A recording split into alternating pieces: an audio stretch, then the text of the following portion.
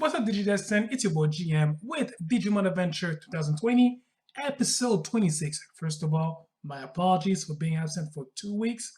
For some reason, my computer had a lot of trouble when it came to do my Digimon reviews, but the problem fixed so far. But needless to say, I'm gonna need a new computer. Okay, why do I even start with this episode? Because it was actually revelating in some way. I'm gonna start with what's going on, with what was going on Kushiro and the other side. Um, so they were still trying to figure out a plan to stop the ships from crashing on one another. And Kushiro, loyal to himself, has a genius plan to use the GMDSS signal pathway to send a distress signal to one ship so that this one ship would relay a distress signal to all the others, so that signal could transmit the positional data they needed to find themselves on sea and stop themselves from crashing on one another. And therefore, Kushiro just saved the world from World War III. Back with Taichi and the others, just like them, I was very surprised that all along their adventures in the digital world happened on an island that was in the sky. But then again, it was called Cloud Continent. I mean, of course, when we hear cloud related to technology, we know it as a an online server where we can upload stuff. But this is the digital world. I mean, we should have seen this coming. This was literally a continent in the clouds. So wow, like it made sense to see Aldoradimon falling into the sea. Like seriously, I think it was just another layer or other dimension that we're going through. But turns out, like all along, they were in the sky. With Taichi and the others, it was all about battling Seedramons, champion level and ultimate levels alike. I truly love this battle against Waru Seedramon and Mega Seedramon because I felt like watching a battle of the fittest, like the strong survive. That's it.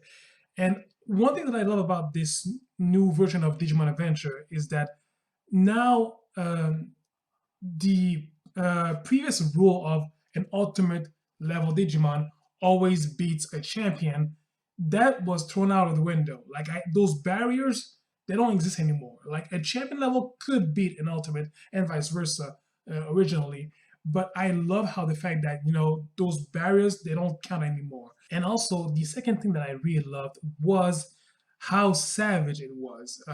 First, we start with AB Dramon versus C Dramon. They're like fighting like wild beasts. I mean, they're all wild beasts. And AB Dramon lost by being frozen, and C Dramon eats him alive and he uses his data to digivolve to Waru C Dramon. So that aspect was very raw and savage. And that's not all. During the battle of Greymon and Garurumon against Waru Seedramon and Mega Seedramon that appeared afterwards. I'm not gonna lie, look, if it wasn't for their different color of helmets, I wouldn't have been able to make the difference because at first when I saw Waru Seedramon, I thought this was Mega Seedramon. I thought that Waru Seedramon was just his name in Japanese. But when then I saw Mega Seedramon, I was like, wait, I had to want to see the difference, and yeah. And also during the battle that happened underwater, Greymon and Taichi had a rough time battling both Mega Seedramon at their ultimate levels because they were in their elements. We saw Greymon getting a cut and he was bleeding data. Again, savage, raw, like he was really cruel. And even when the other Ultimate Digimon arrived, teleported from the real world towards the digital world thanks to Hikari. And it was how they defeated the Mega Seedramons, no, the Seedramons, sorry.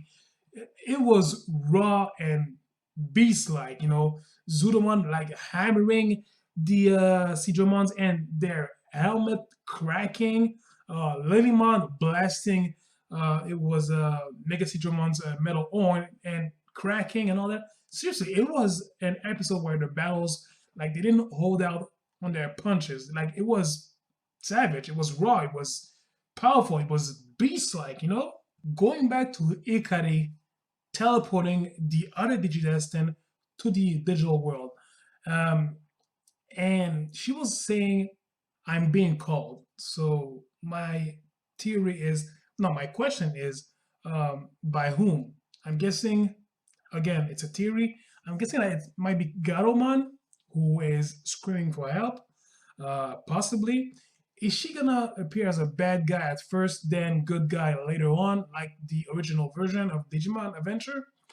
Maybe, maybe not. I would love to have a more complex story from Garou this time, and if we could have that, or we could have something similar to the previous version. Needless to say, it's gonna be interesting on how Ikari is gonna get to meet her Digimon partner, Garumon. The episode ends with Taichi being surprised that his little sister, Hikari, has found a way towards the digital world.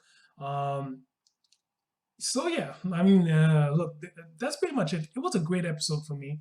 I gotta say, uh, I thought that by now we would have gotten a new opening team. Not that I'm hating the actual one. I really love it. But you know, by now we already have a second ending team. So I thought that maybe soon enough we're gonna get a new opening team. So I'm crossing my fingers on that. But overall, tell me your thoughts about this episode. Comment, rate, subscribe, share this video. Much appreciated. And I'll catch you guys next week.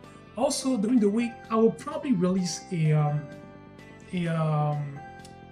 Digimon theory video about some things that happened during the two previous episodes. About one thing in particular related to Millennium Mon and that dark crystal that had the same shape as Millennium Mon. I mean, if you are familiar with this Digimon, go check it out.